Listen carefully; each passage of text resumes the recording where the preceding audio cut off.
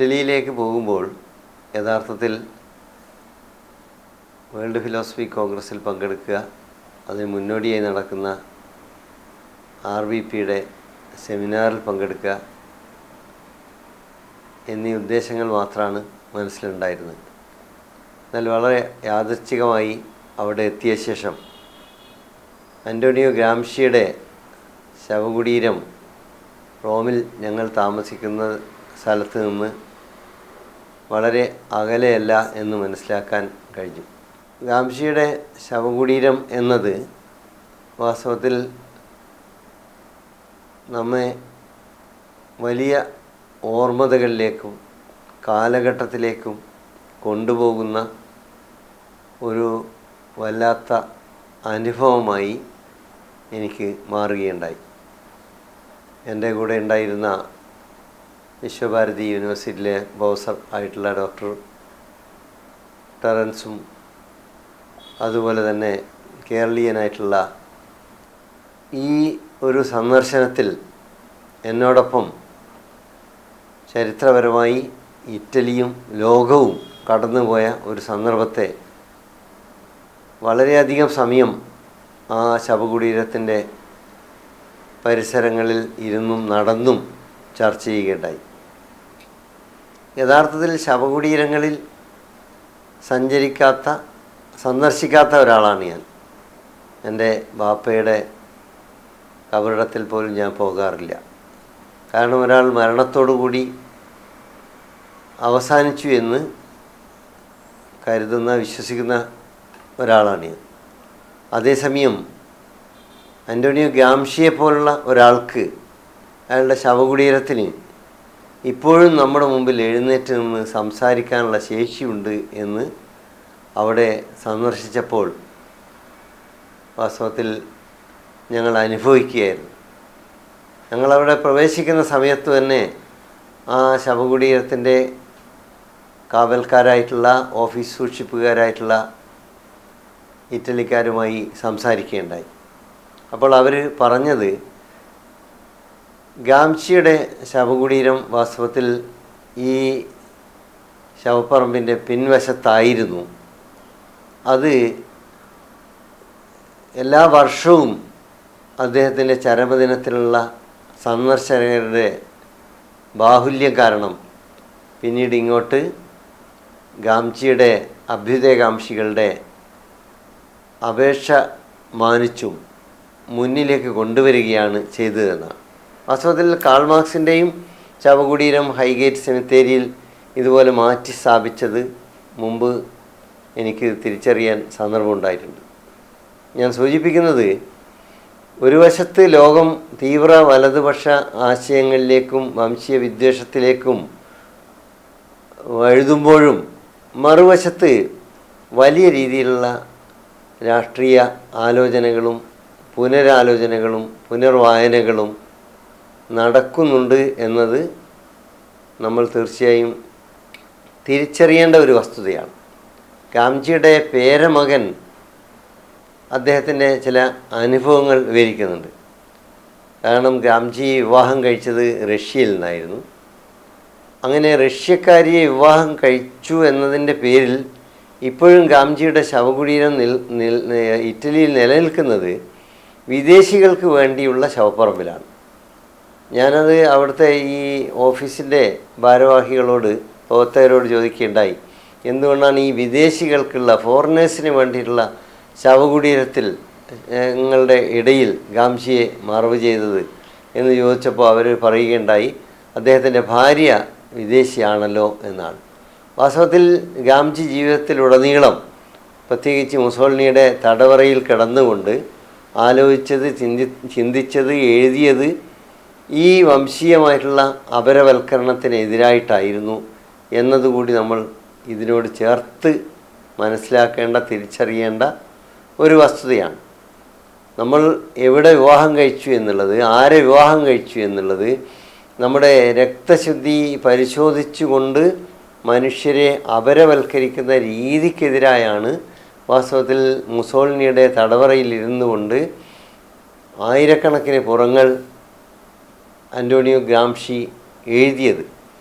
ഇതോട് കൂടി ചേർത്ത് പറയാനുള്ള ഒരു അനുഭവം, ഈ അന്റോണിയോ ഗ്രാംഷി ആയിരക്കണക്കിന് പുറങ്ങൾ എഴുതി എന്ന് പറയുമ്പോൾ നമ്മൾ അത്ഭുതപ്പെടുന്ന ഒരു വസ്തുത, പിന്നീട് ഞങ്ങൾ സാപ്പിയൻസ യൂണിവേഴ്സിറ്റിയിൽ നടക്കുന്ന ഗ്രാംഷിയുടെ എക്സിബിഷൻ കൂടി കാണാനിടയായപ്പോൾ ഞങ്ങൾക്ക് കൂടുതൽ ബോധ്യപ്പെടുകയുണ്ടായി. കാരണം ഗ്രാംഷിയുടെ നോട്ട് പുസ്തകങ്ങളൊക്കെ, തടവറയിൽ നിന്ന് എഴുതിയ നോട്ട് പുസ്തകങ്ങളൊക്കെ ഇപ്പോഴും വളരെ സുരക്ഷിതമായി സ്കൂളിലെ കുട്ടികൾ എഴുതി ഉണ്ടാക്കിയ നോട്ട് പുസ്തകങ്ങൾ പോലെ യാതൊരു പോറലുമേൽക്കാതെ സുരക്ഷിതമായി അവിടെ നിലനിൽക്കുന്നു എന്നുള്ളതാണ്.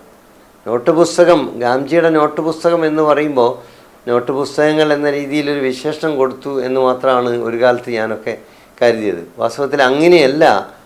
ഗാംഷിക്ക് വേണ്ടി എഴുതാൻ ആവശ്യമായിട്ടുള്ള എല്ലാ സാധനങ്ങളും, എല്ലാ സാമഗ്രികളും പ്രസിദ്ധീകരണശാലയുമായി ബന്ധമുള്ള വളരെ അടുത്ത അദ്ദേഹത്തിൻ്റെ സുഹൃത്തായിട്ടുള്ള ഷഫ അവിടെ എത്തിച്ചു കൊടുക്കുകയായിരുന്നു.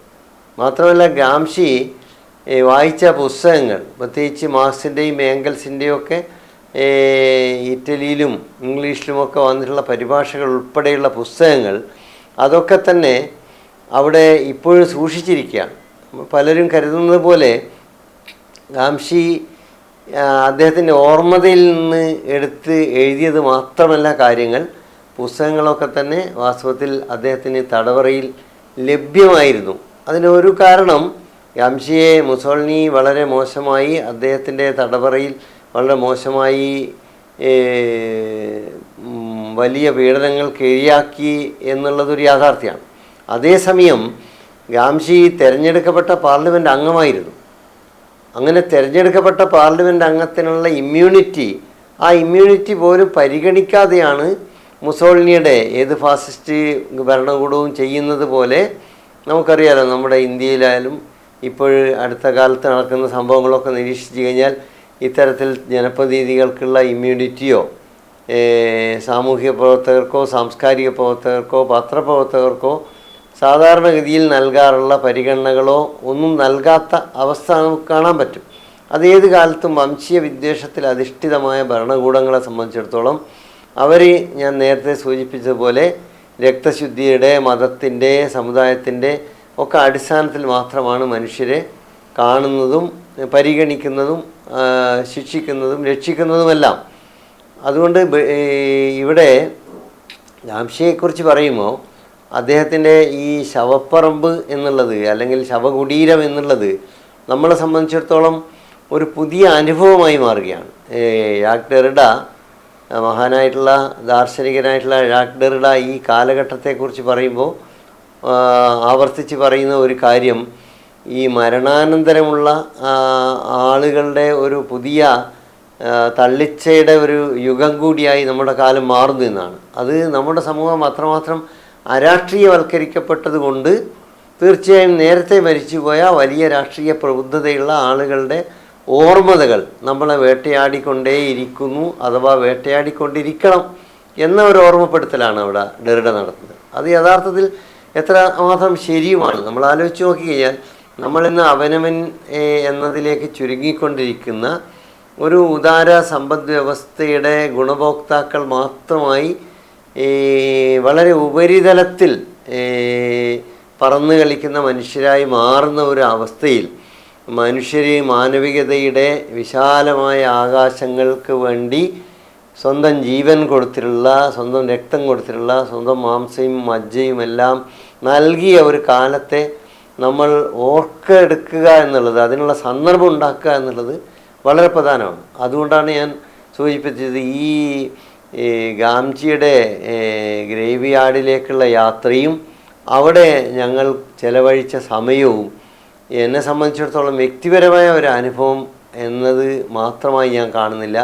മറിച്ച് അത് എനിക്ക്, പ്രത്യേകിച്ച് നമ്മൾ നടത്തുന്ന നിരന്തരമായ സാംസ്കാരിക ഇടപെടലിൻ്റെ മണ്ഡലത്തിൽ ഒരു പുതിയ ഒരു ഊർജം തന്നെ നൽകിയതുപോലെ ആണ് തോന്നിയിട്ടുള്ളത്. കാരണം ഇപ്പോഴും ഗാംഷിയെ സന്ദർശിക്കാൻ ധാരാളം ആളുകൾ എത്തുന്നു എന്നുള്ളത് ഷെല്ലിയും കീറ്റ്സും ഒക്കെ മറവ് ചെയ്തിട്ടുള്ള, കാരണം അവർ ഇംഗ്ലീഷുകാരായതുകൊണ്ട് ഇറ്റലിയിൽ അവർ വിദേശികളാണല്ലോ, അതുകൊണ്ട് അവരെ ഒക്കെ മറവ് ചെയ്തിട്ടുള്ള ഈ ശവപ്പറമ്പിൽ ഗാംഷിക്ക് കിട്ടുന്ന പ്രാധാന്യം വാസ്തവത്തിൽ ഈ വലിയ കവികൾക്ക് പോലും കിട്ടുന്നില്ല എന്നുള്ളത് അത്ഭുതപ്പെടുത്തുകയാണ്. ഇപ്പം നമ്മുടെ നാട്ടിലൊക്കെ നോക്കിക്കഴിഞ്ഞാൽ സൈദ്ധാന്തികരെയൊക്കെ തന്നെ നമ്മൾ അത്രമാത്രം വായിക്കുകയോ ആ അർത്ഥത്തിൽ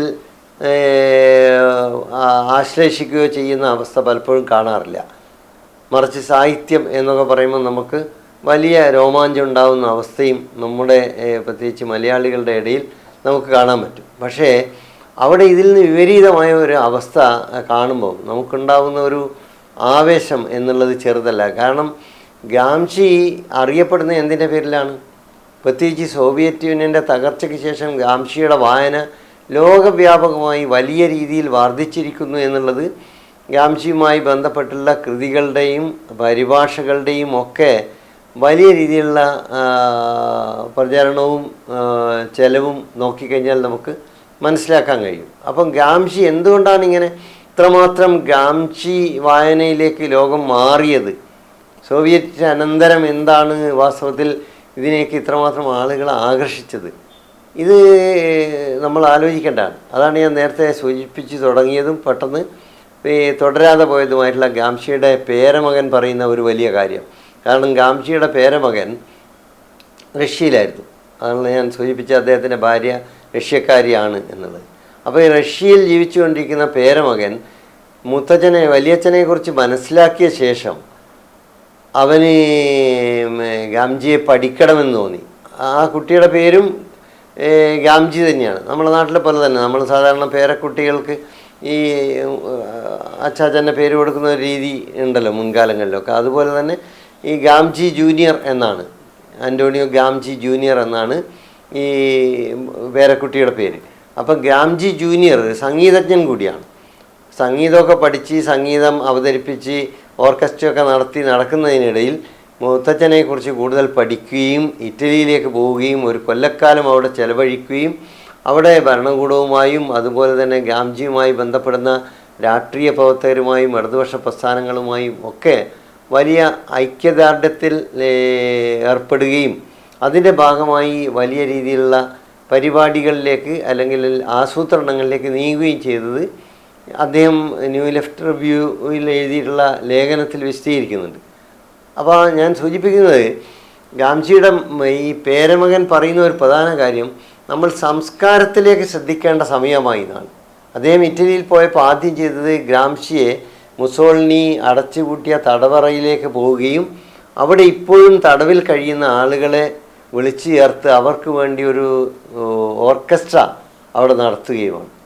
അപ്പോൾ സംസ്കാരം എന്നുള്ളത്, പാട്ട് എന്നുള്ളത്, ഗാനം എന്നുള്ളത്, പിന്നെ ഗാനാലാപനം എന്നുള്ളത്, കവിത എന്നുള്ളത്, സാഹിത്യം എന്നുള്ളത്, പൊതുവെ സംസ്കാരം എന്നുള്ളത് നമ്മൾ വലിയ രീതിയിൽ പ്രാധാന്യം കൊടുക്കേണ്ട ഒരു രംഗമാണ് എന്ന ഒരു സന്ദേശം, അതിന് അതിൻ്റേതായ ഒരു രാഷ്ട്രീയമുണ്ട് എന്നുള്ളത്, സാംസ്കാരികമായിട്ടുള്ള ഒരു അപജയം സമൂഹത്തിന് എപ്പോഴുണ്ടാവുന്നോ അപ്പോഴാണ് വാസ്തവത്തിൽ മനുഷ്യർ വളരെ സങ്കുചിതമായ ഇടങ്ങളിലേക്ക് വഴുതിപ്പോവുക എന്നുള്ള ഒരു സന്ദേശം യഥാർത്ഥത്തിൽ ഗാംജിയുടെ തുടർച്ചയിൽ അദ്ദേഹത്തിൻ്റെ പേരമകനും ഈ അനുഭവങ്ങളുടെ പശ്ചാത്തലത്തിൽ വിശദീകരിക്കുന്നതായി നമുക്ക് കാണാൻ കഴിയും.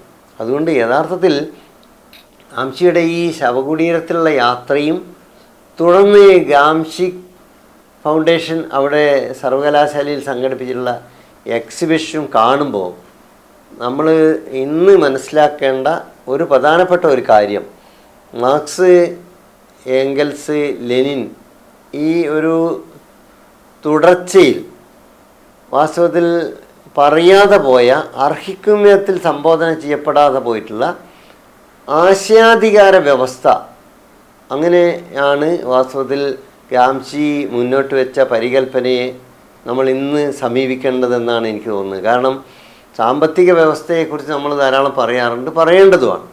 അതുപോലെ തന്നെ ഒരു ആശയാധികാര വ്യവസ്ഥ സമൂഹത്തെ നിയന്ത്രിച്ചു കൊണ്ടിരിക്കുന്നുണ്ട് എന്ന ഒരു തിരിച്ചറിവാണ് ഗാംഷി മുസോളിനിയുടെ തടവറയിൽ വെച്ച് ആവിഷ്കരിക്കുന്നത്. കാരണം അദ്ദേഹം കമ്മ്യൂണിസ്റ്റ് പാർട്ടിയുടെ സെക്രട്ടറി ആയിരുന്നു. അദ്ദേഹം നിരന്തരം സോവിയറ്റ് യൂണിയൻ്റെ പല ഭാഗങ്ങളിലേക്കും അതുപോലെ ബെർലിനിലെ തന്നെയും അതുപോലെ മറ്റ് ഇടങ്ങളിലേക്കുമൊക്കെ നിരന്തരം യാത്ര ചെയ്യുകയും നിരന്തരം തൊഴിലാളികളെ സംഘടിപ്പിക്കുകയും കമ്മ്യൂണിസ്റ്റ് പാർട്ടിക്ക് വേണ്ടി നിരന്തരം പ്രവർത്തിക്കുകയും ചെയ്യുന്നതിനിടയിലാണ് അന്നത്തെ പാർലമെൻറ്റ് അംഗമായി തിരഞ്ഞെടുക്കപ്പെട്ട ശേഷവും 1924 അദ്ദേഹം പാർലമെൻറ്റിലേക്ക് തിരഞ്ഞെടുക്കപ്പെട്ട ശേഷവും അദ്ദേഹത്തെ അറസ്റ്റ് ചെയ്യുന്നത്. ഒരു ഘട്ടത്തിൽ അദ്ദേഹത്തിൻ്റെ ഇമ്മ്യൂണിറ്റി പരിഗണിച്ച് അദ്ദേഹത്തെ വെറുതെ വിടുകയുണ്ടായി. പക്ഷേ തുടർന്ന് 26 വീണ്ടും അദ്ദേഹത്തെ അറസ്റ്റ് ചെയ്യുകയും അദ്ദേഹത്തിൻ്റെ മരണം വരെയും 1939 വരെയും അദ്ദേഹത്തെ തടവറയിൽ തന്നെ അടച്ചുപൂട്ടുകയും മാരകമായ രോഗങ്ങൾക്ക് വിധേയമായി ചികിത്സ ലഭിക്കാതെ, നമ്മൾ നോക്കണം, ഈ സ്റ്റാൻ സ്വാമിക്കൊക്കെ സംഭവിച്ച പോലെ നമ്മുടെ നാട്ടിലെ ഈ 2 കൈയും കാലും വറക്കുന്ന പാർക്കിൻസൺ രോഗം ബാധിച്ച 80 വയസ്സ് 85 വയസ്സോ ഉള്ള സ്റ്റാൻ സ്വാമിയെ വലിയ കുറ്റം ചുമത്തി ദേശദ്രോഹിയാണ് എന്ന് പറഞ്ഞ് തടവറയിലിട്ട് വെള്ളം കുടിക്കാൻ സ്ട്രോ പോലും കൊടുക്കാതെ മരിച്ചു പോയത് നമ്മൾ ഈ അടുത്ത കാലത്ത് കണ്ടതാണ്. അതേ രീതിയിൽ ഈ ജന്മസിദ്ധമായ രോഗങ്ങളും പ്രശ്നങ്ങളും ഉള്ള അന്റോണിയോ ഗ്രാംഷിയെ ഇത്രമാത്രം ജനകീയ പ്രസ്ഥാനത്തിൻ്റെ നേതൃത്വത്തിൽ നിൽക്കുന്ന വ്യക്തിയായിട്ടും തടവറയിൽ അടച്ചുപൂട്ടുകയും ആ അടച്ചുപൂട്ടപ്പെട്ട തടവറയിൽ നിന്ന് അദ്ദേഹം അതുകൊണ്ട് തന്നെ എന്തുകൊണ്ടാണ് മുസോളിനിക്ക് ഇത്രമാത്രം പിന്തുണ അവിടെ കിട്ടിയത്, എന്തുകൊണ്ട് റോമിലും പരിസര പ്രദേശങ്ങളിലും ഇറ്റലിയിൽ പൊതുവെയും മുസോളിനിയെ പോലുള്ള ഒരു ഏകാധിപതിക്ക്, ഒരു സ്വേച്ഛാധിപതിക്ക്, ഒരു വംശീയവാദിക്ക് എന്തുകൊണ്ട് ഇത്രമാത്രം പിന്തുണ കിട്ടുന്നു എന്ന് അന്വേഷിക്കുകയും ആ അന്വേഷണത്തിൻ്റെ തുടർച്ചയിൽ യഥാർത്ഥത്തിൽ അദ്ദേഹം ആവിഷ്കരിച്ചിട്ടുള്ള വലിയൊരു പദ്ധതി, സാംസ്കാരികമായ പദ്ധതി തന്നെ നമുക്കിന്ന് വായനയിലൂടെ ലഭിക്കാനുണ്ട്.